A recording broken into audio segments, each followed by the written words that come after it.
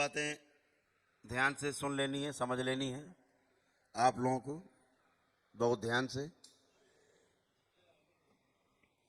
कि ये चिकित्सा जो आपकी है स्थायी है, पूरी तरह से मतलब परमानेंट, हमेशा हमेशा के लिए स्वस्थ रहने वाली।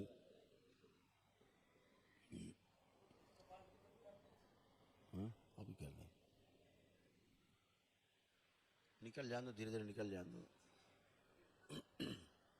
निकलती रहेगी, अभी उड़ ही रही है, अभी गंदगी उड़ रही है, अभी निकली तो है नहीं पूरी। तो ये आपकी वो चिकित्सा हुई है, हो रही है, जो हमेशा हमेशा के लिए आप स्वस्थ बने रहें, जो जो गंदगी निकाली गई है। सबसे बड़ी जो समस्या है वो आपके चिंतन की है, कि कैसा आप चिंतन करते हैं, चिंता के रूप में करते हैं या लोक कल्याण के अर्थ में करते हैं। जो लोक कल्याण के अर्थ में सोच विचार होता है उसे चिंतन कहते हैं, और जो स्वयं अपने लिए होता है केवल, उसे चिंता कहते हैं। तो कैसा आपका सोच विचार है, इस पर भी आपका स्वास्थ्य डिपेंड करता है भविष्य में। आज की तारीख में आपकी सारी गंदगी, एक भी गंदगी आपकी शेष नहीं है कि कुछ भी निकाला जा सके गंदगी। ऐसे हैं आप, एक भी नकारात्मक सोच विचार तक आपके अंदर नहीं है। आप सोच विचार के देखना चाहें तो देख लीजिए, अपने दुश्मन के बारे में भी सोचेंगे तो भी उसके खिलाफ नहीं सोच पाएंगे, करके देख लीजिए, क्योंकि आप में कोई एक नकारात्मक स्मृति नहीं है। इसलिए अपना सोच विचार सदैव सकारात्मक रखें, अच्छा सोचें, अच्छा देखें, अच्छा बोलें, अच्छा सुनें, अच्छे हो जाएंगे, अच्छे बने रहेंगे। यही प्रक्रिया है और यही तरीका है उसका। तो जो तमाम नकारात्मक शक्तियां आपके साथ, आपके परिवार में, आपके डीएनए ऊर्जा पथ में रहती थी, सभी में रहती हैं, उसी के कारण आपके मस्तिष्क में एक सूजन पैदा होती है स्थूल रूप से, हाड़ मांस के शरीर में। और जब ये सूजन अंदर रहती है तो आपके अंदर एक भ्रम उत्पन्न होता है। जब भ्रम उत्पन्न होता है, वो भ्रम इतना गहरा हो जाता है कि उसका, आपका जो मस्तिष्क है ना, उसको सही में स्वीकार लेता है। और अगर सही में स्वीकार लिया है तो गहरी स्मृति बन गई है। अब वो स्मृति पूरा काम करेगी, भूत बन के, बैताल बन के, राक्षस बन के, तमाम तरह से काम करेगी। फिर आप उससे परेशान रहेंगे, छूट नहीं सकते। आपके मन के खेल इतने खतरनाक हैं कि उस खेल में आपकी मृत्यु भी हो सकती है, जब मन आपसे खेलता है।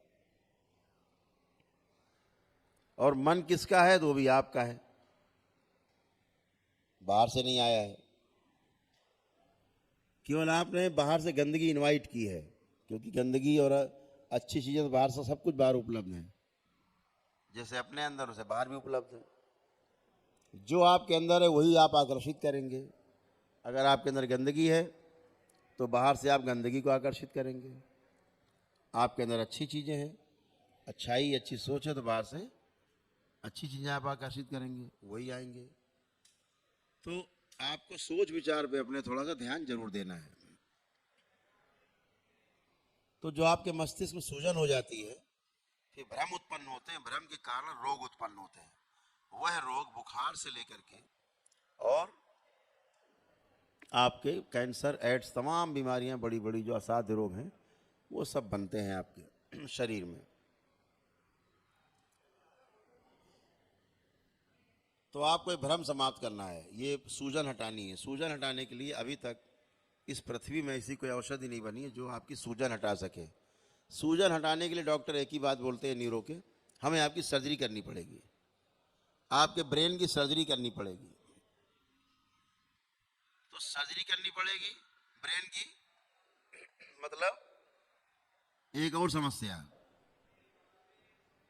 कि सूजन तो गई नहीं और खोपड़ी और फड़वा ली, हथौड़ा छेनी चलवा के, तो रही सही कसर और पूरी हो गई आपकी।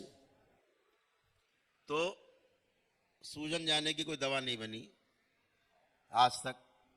दूसरा ऐसी कोई औषधि भी नहीं बनी आज तक जो आपके मस्तिष्क में प्रवेश करा दे डॉक्टर सीधे तो वहाँ फायदा होने लगे, तो वो भी नहीं है। तो फिर क्या करते हैं न्यूरो के डॉक्टर साहब? आपको बेवकूफ़ बनाते हैं। क्यों? खुद ही बेवकूफ़ हैं, बेचारों को पता ही नहीं कि समस्या कहाँ पे है। आपको शायद पता ना हो कि हमारे मस्तिष्क में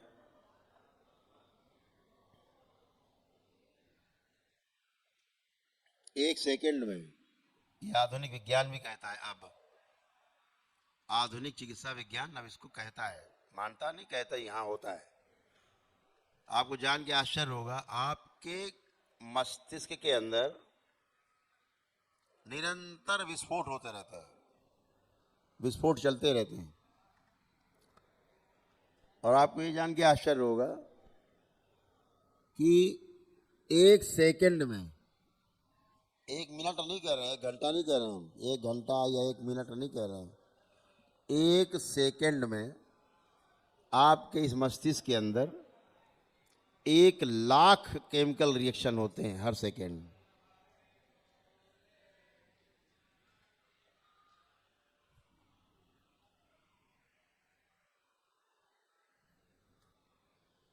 इसलिए इस मस्तिष्क को समझ पाना आदमी के बस की बात नहीं। क्यों?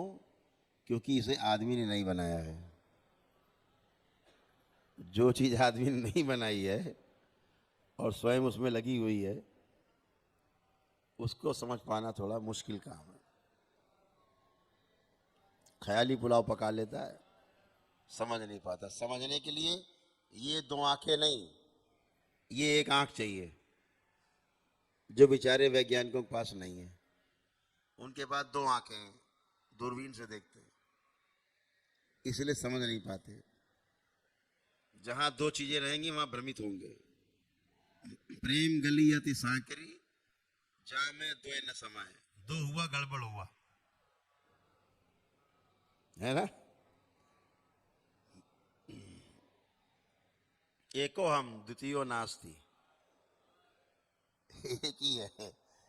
उसके लिए भी दृष्टि भी एक वाली चाहिए, सिंगल, आपकी अपनी दृष्टि स्वयं की।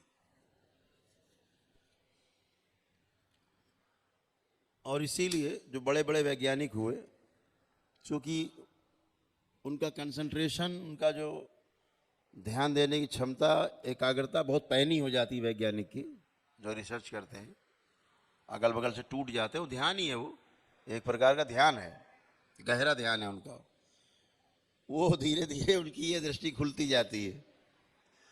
तो जो बड़ा वैज्ञानिक, जो बड़े बड़े वैज्ञानिक हैं, आखिरी में एक किताब जरूर लिख गए हैं बाद में कि हमने जो कुछ पीछे देखा सब गलत है।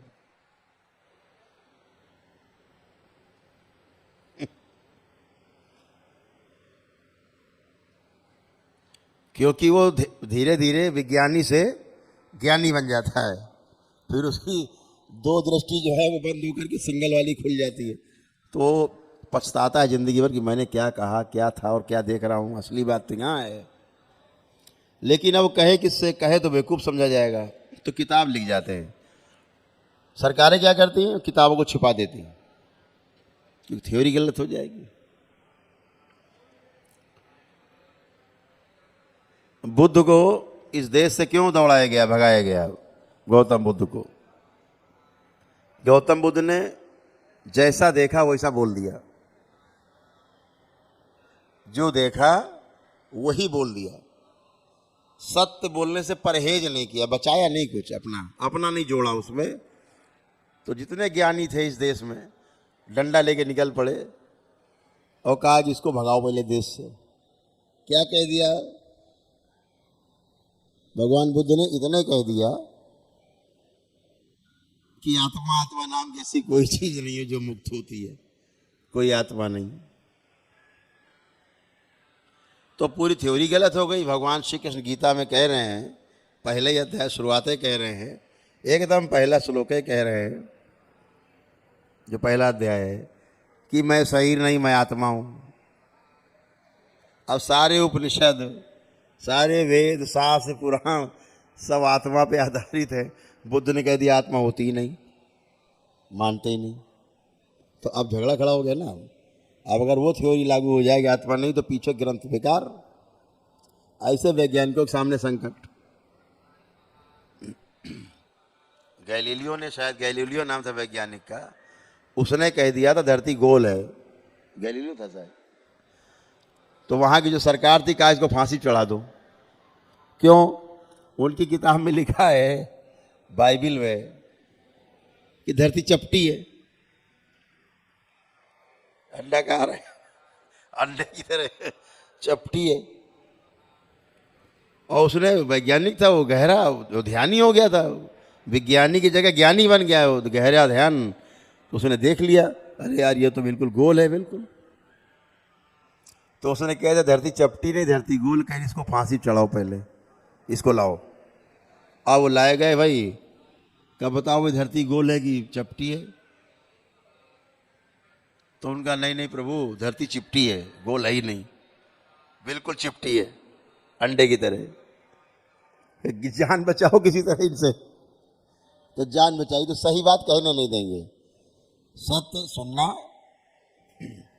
कहने से ज्यादा खतरनाक है, कठिन है थोड़ा। तो जब हम बात करते हैं न्यूरो की, तो अभी न्यूरो डिपार्टमेंट बहुत असहाय स्थिति में है। और आपको ये जान के और आश्चर्य होगा कि जितना भी ये चिकित्सक समाज है, डॉक्टर हैं, सर्जन हैं, अगर 10 सर्जन बैठे हैं अलग अलग डिपार्टमेंट, आंखों का सर्जन हो, है ना, पेट वाला हो सर्जन अलग होता है, हृदय का जो सर्जरी करने वाला डॉक्टर सर्जन अलग होता है, ऐसे अलग अलग अंग के स्पेशलिस्ट होते हैं। हड्डी वाले अलग होते हैं स्पेशलिस्ट, दांत वाला डेंटिस्ट अलग होता है, कहे सब डॉक्टर जाते हैं। अगर 10 बैठे हों और न्यूरो का डॉक्टर आ जाए, न्यूरो का सर्जन, सब खड़े हो जाते हैं। अरे बाप रे, सबसे बड़ा बेवकूफ आ गया। अब वो सबसे बड़ा बेवकूफ है, पता ही नहीं इसको उस बारे में कुछ, चिकित्सा करे जा रहा है। हम तो कहते हैं इन चिकित्सकों से सम्मान पूर्वक कि भाई सत्य को कम से कम ना स्वीकार करो तो उसको देखने की कोशिश तो करो, देख करके गलत साबित करो उसको, कम से कम गलत तो साबित करो। अगर मान लीजिए दरबार से अपने चिकित्सा हो रही है, लोग न्यूरो के आते हैं, जैसे डिप्रेशन में लोग तमाम बैठे हैं यहाँ पे, डिप्रेशन के पेशेंट थे, दवा खा रहे हैं 10 साल से 20 साल से, अभी किसी को डिप्रेशन नहीं बचा है, एक आदमी को डिप्रेशन नहीं है, खत्म, और दवा खा रहे हैं 20 साल से। तो डॉक्टर साहब का कहना जिंदगी भर खाना है दवा। ये कौन सी चिकित्सा है भाई कि दवा जिंदगी भर खाना आपको डिप्रेशन की? तो डिप्रेशन जो है, धीरे धीरे क्या होता है, जब डिप्रेशन से आप बाहर नहीं निकलेंगे तो पागल हो जाएंगे, फिर आपकी लंबी चिकित्सा चलेगी। पागलपन की स्थिति में क्या होती है, आपकी हर स्मृति काली हो जाती है, जकड़ जाती है गहरे में, तो पागल हो जाते हैं आप। तो फिर डिप्रेशन से आप पागलपन में चले जाते हैं। पागल क्या करेगा? उलूल जुलूल बातें करेगा, बेसिर पैर की बातें करेगा, बड़बड़ाएगा दिन भर, वो कुछ करेगा। डिप्रेशन में और पागलपन में फर्क है, कभी समय मिलेगा तो अंतर समझाएंगे। डिप्रेशन यहां पर किसी को नहीं है।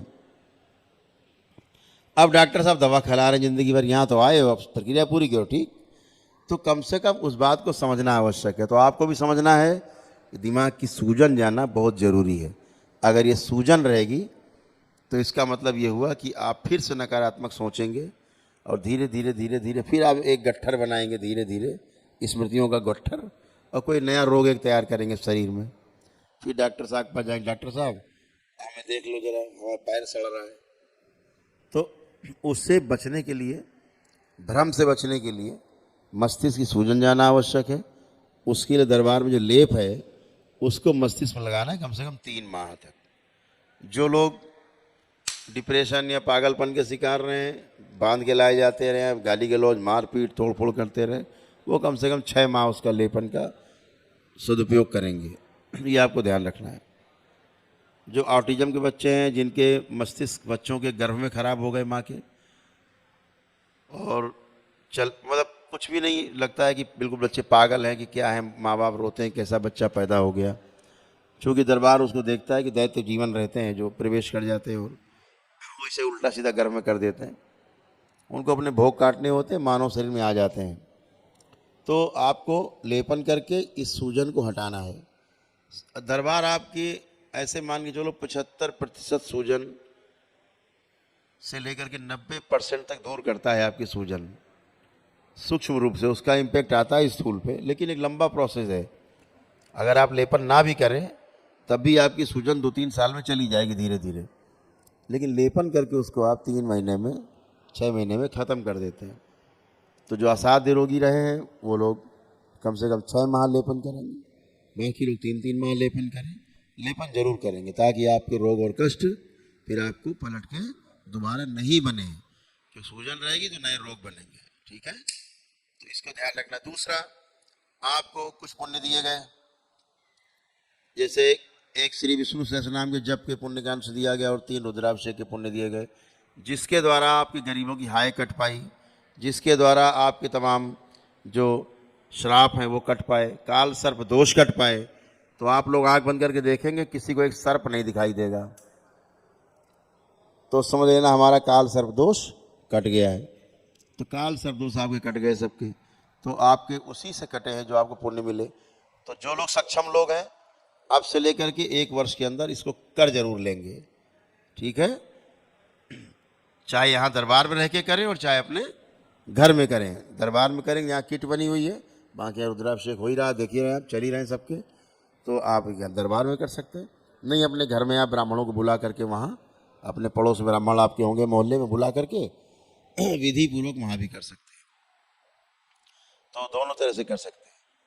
तो ये आपको करना, जो सक्षम नहीं है करने में वो, लेकिन याद रखना सक्षम वाकई में नहीं है, समझ गए।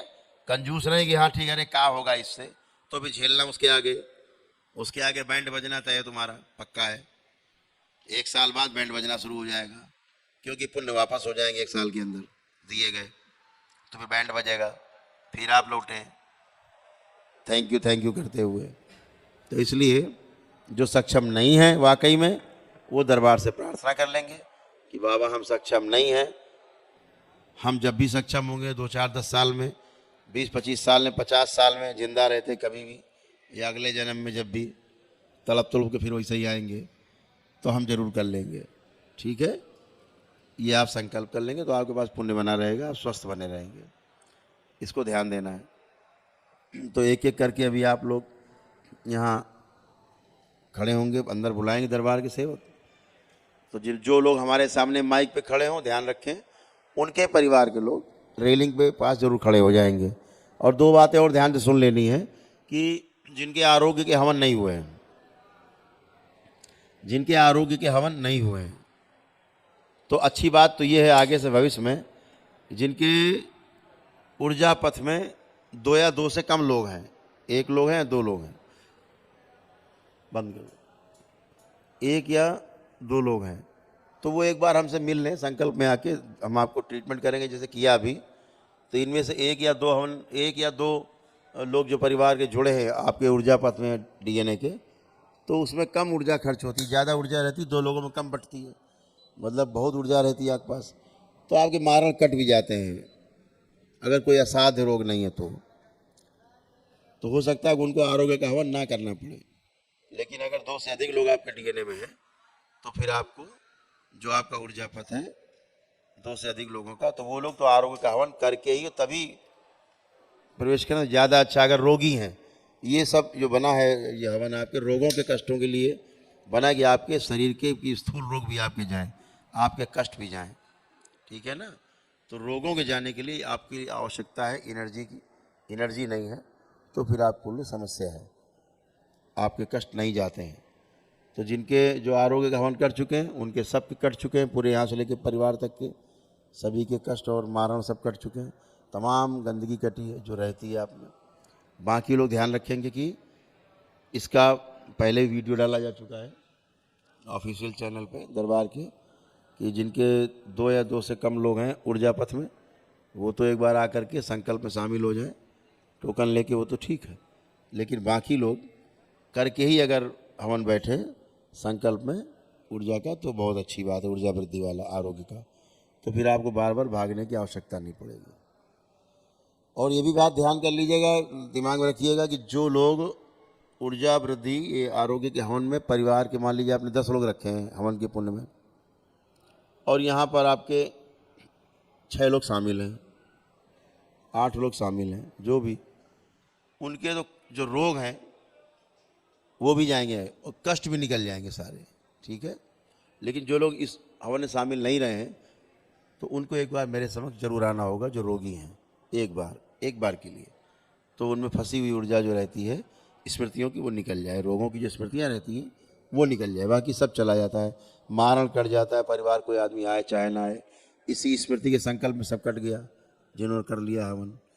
तो इसको आप लोग गंभीरता से लेंगे, ये आपके जीवन मरण से जुड़ा हुआ प्रश्न है, इसको आप गहराई से सुने। पूरी बात ना समझ में आई हो तो जो हमने बोला है उसको वीडियो फिर से देखें लाइव, जो हमने बोला ध्यान से उसको सुन लेना और वैसे ही पालन आपको करना है।